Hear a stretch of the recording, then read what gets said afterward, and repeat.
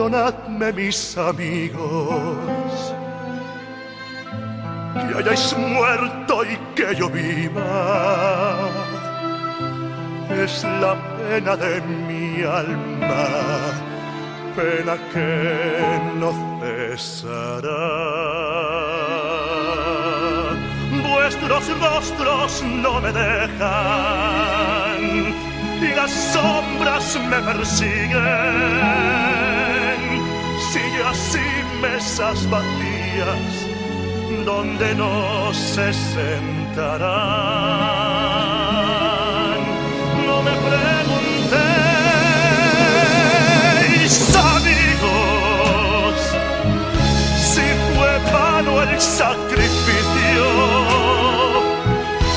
si así mesas vacías donde nos veremos.